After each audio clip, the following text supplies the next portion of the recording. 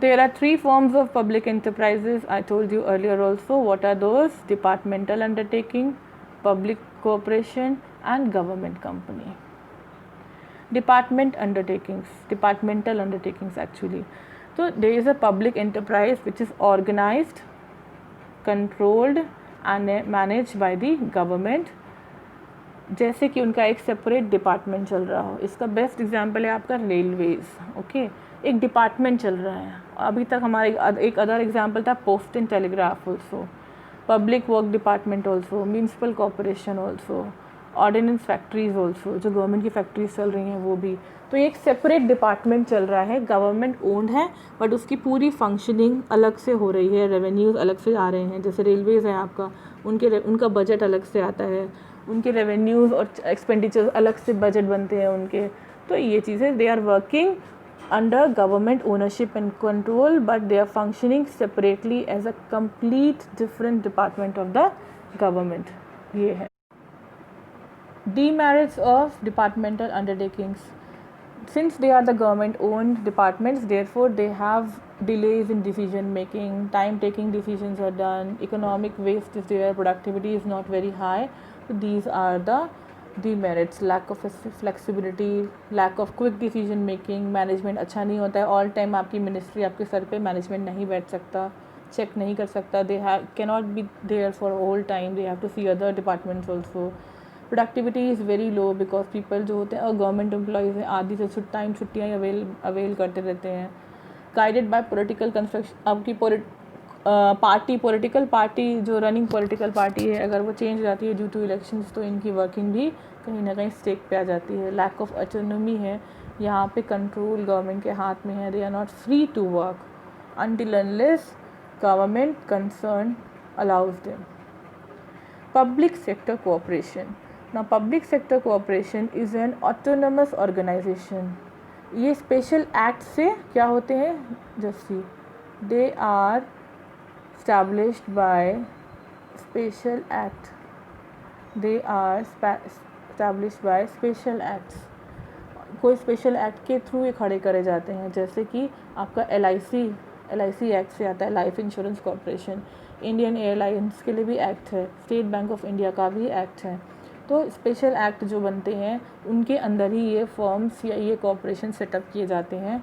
और यही जो स्पेशल एक्ट होता है, SBI एक्ट है, LIC एक्ट है, ये इनकी पावर्स, ड्यूटीज़, फंक्शंस, क्या राइट्स, रेगुलरिटीज़, सारी रूल्स एंड रेगुलेशंस को डिसाइड करते हैं. ये ऑल्सो नोन है स्टैट्यूटरी कॉर्पोरेशन के नाम से भी जाते हैं. पब्लिक कॉर्पोरेशन या स्टैट्यूटरी कॉर्पोरेशन. पहले वाली क्या थी? पब्लिक अंडरटेकिंग्स थी वो. ठीक है, ये क्या है? स्टैट्यूटरी कॉर्पोरेशंस हैं. अब इनके मेरिट डीमेरिट क्या है, let's see. What are the features? Special act के अंदर ये सेटअप होते हैं. फिर लीगल एंटिटी, इनकी सेपरेट लीगल एंटिटी होती है लाइक अ कंपनी. ठीक है, अलग से LIC को अलग से केस उनके ऊपर अगेंस्ट किया जा सकता है. गवर्नमेंट इन्वॉल्व नहीं होगी, गवर्नमेंट के नाम से केस नहीं होगा, LIC के नाम से केस होगा. मैनेजमेंट एंड कंट्रोल इनका बोर्ड ऑफ डायरेक्टर्स करते हैं. वोटिंग से डायरेक्टर्स जो हैं वो अपॉइंट होते हैं, उनका एक चेयरमैन होता है. तो chairman and other members of the board decisions लेते हैं. Finance, wholly finance by the government ही इनका पूरा फाइनेंस देखती है, ओनरशिप गवर्नमेंट के पास होती है. अब इसमें और पहले वाले में क्या डिफरेंस है? वो गवर्नमेंट डिपार्टमेंट्स थे, उनके लिए सेपरेट मिनिस्ट्री थी. ये क्या है? ये स्पेशल एक्ट के अंदर स्टैब्लिश्ड होते हैं. ठीक है, और इनको वहाँ पे क्या था? सेपरेट लीगल एंटिटी नहीं थी, यानी government and those departments are one and the same thing. यहाँ पे सेपरेट लीगल एंटिटी है, यानी कि गवर्नमेंट को आप स्यू नहीं करेंगे जब इस कंपनी को स्यू करेंगे. इनके कंपनी LIC को से अगर आपका कोर्ट केस चल रहा है तो LIC ही का नाम आएगा, गवर्नमेंट का नाम नहीं आएगा. तो ये सेपरेट कॉर्पोरेशंस होते हैं, फर्म्स होते हैं, क्योंकि ये स्पेशल एक्ट के अंदर इस्टेब्लिश होते हैं.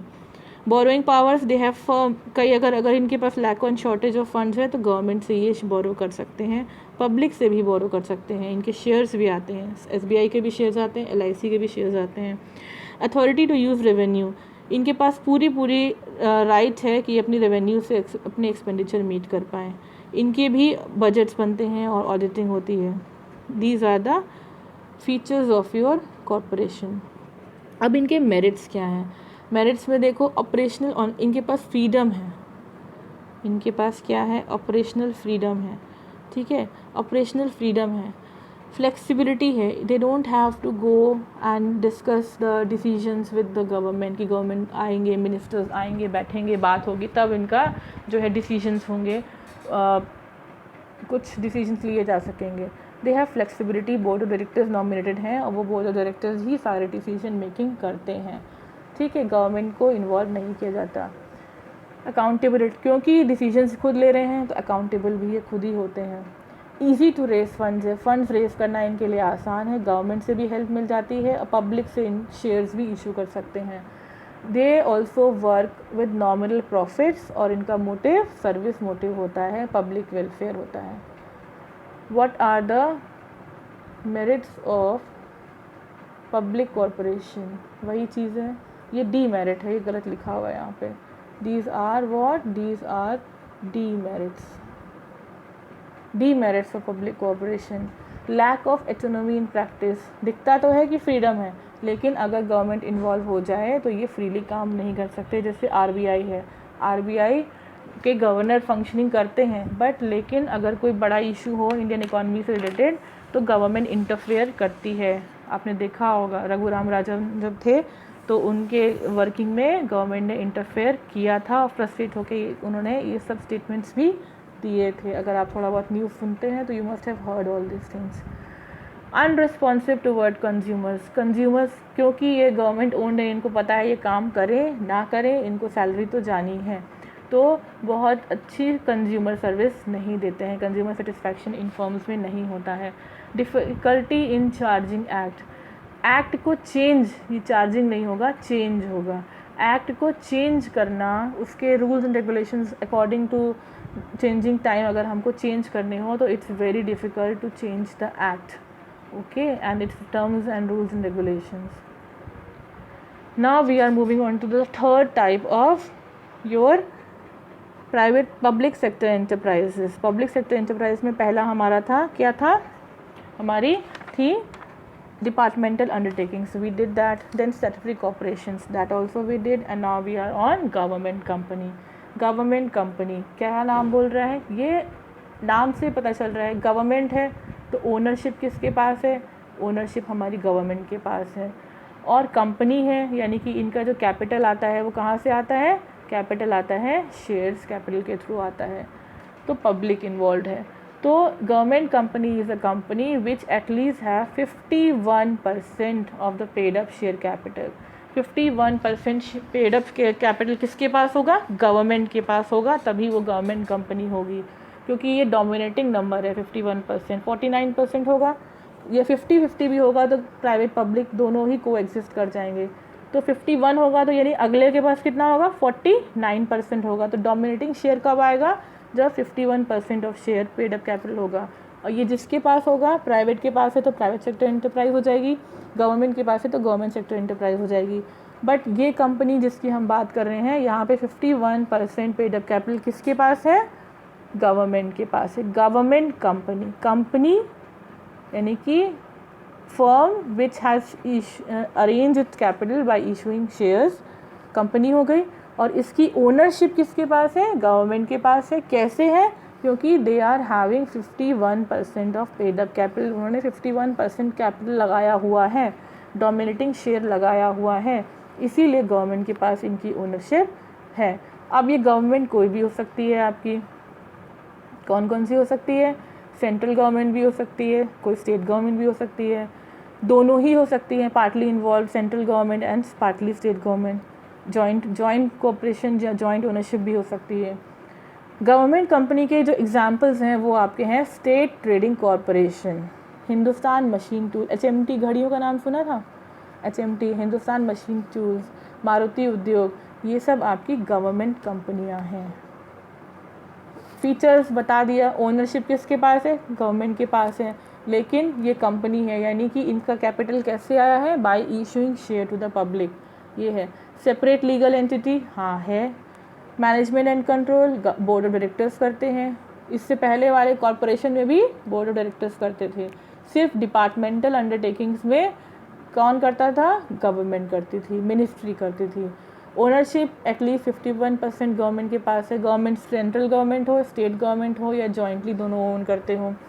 Staffing and terms of service, staffing employees जो होते हैं इनके सिविल सर्वेंट्स नहीं होते हैं, क्योंकि कंपनी है ना, तो सिविल सर्वेंट्स नहीं होते हैं। They are appointed by company अपने ही टर्म्स एंड कंडीशंस पे, ये गवर्नमेंट एम्प्लॉय नहीं कहलाते हैं। It can raise fund from government और पब्लिक और गवर्नमेंट दोनों से फ़ंड रेज कर सकती है। ये इनके फीचर्स हैं।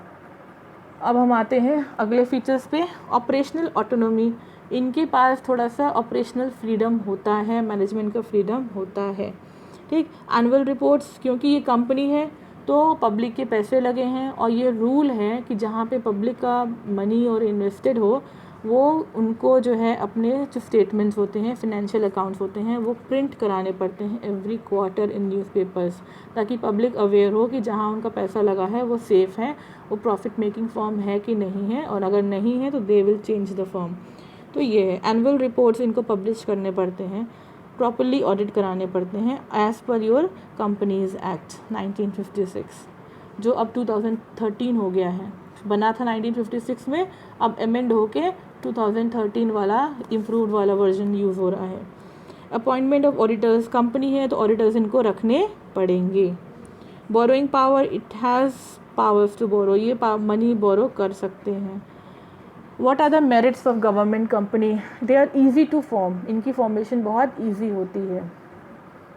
फिर जो है इनकी फॉर्मेशन आसान होती है, क्योंकि कंपनी है, बस शेयर कैपिटल हो, एक नॉर्मल प्रोसीजर कंपनी का they follow and they are set to go. और बस प्रॉब्लम यही है कि गवर्नमेंट ओन्ड होते हैं। आराम से कैपिटल अगर एक्सपेंशन करना है तो पब्लिक को शेयर्स ऑफर करके ये एक्सपेंशन कर सकते हैं या गवर्नमेंट की हेल्प ले सकते हैं। ऑपरेशनल फ्लेक्सिबिलिटी है, board of directors are there जो इनको डिसीजन मेकिंग में हेल्प करते हैं। गवर्नमेंट को बार बार इन्वॉल्व नहीं करना पड़ता, जो डिले कराते हैं देते हैं। ठीक है, फैसिलिटीज़ ऑफ प्राइवेट पार्टिसिपेशन, आप एम्प्लॉयज़ रखते हो, उसमें आप एक्सपीरियंस एम्प्लॉयज़ भी रख सकते हो, तो आपको प्राइवेट पार्टिसिपेशन की फैसिलिटी यहाँ मिल जाती है। कोई भी डॉक्यूमेंट चेंज करना हो, किसी भी ये सेट एक्ट के अंदर नहीं खड़ी हैं ये फॉर्म्स, तो इसीलिए इनके रूल्स एंड रेगुलेशंस को चेंज करना, मॉडिफिकेशन करना ईजी हो जाता है। डीमेरिट्स क्या हैं इनके, यानी कि ड्रॉबैक्स क्या हैं, यानी डिसएडवांटेजेस गवर्नमेंट कंपनी के क्या हैं? अकाउंटेबिलिटी नहीं है, हम तो गवर्नमेंट एम्प्लॉय हैं, ठीक है, हम तो गवर्नमेंट के लिए काम कर रहे हैं, हमारी कोई अकाउंटेबिलिटी नहीं है। प्रॉफिट हो ना हो क्या फ़र्क पड़ता है, सैलरी तो जा रही है घर पे। एब्सेंस ऑफ रियल ऑटोनॉमी, बोलते हैं कि फ्रीडम है, बट जब चाहे गवर्नमेंट इनके फॉर्म काम में इंटरफेयर कर सकती है। पब्लिक अकाउंटेबिलिटी का फेयर रहता है कि कब पब्लिक रेस करती है क्वेश्चन कि हमारे इन्वेस्टमेंट्स का क्या हो रहा है, यहाँ पे अकाउंटेबिलिटी का फेयर रहता है। प्रोफेशनल एक्सपीरियंस नहीं होता है, they are not trained people, जो हायर हो रहे हैं कम पैसे पे, ज़्यादा पैसे पे, they are not trained people. Lack of continuity in policies and management की में क्वांटिटी में लैक और मैनेज, वो सब चीज़ें हैं।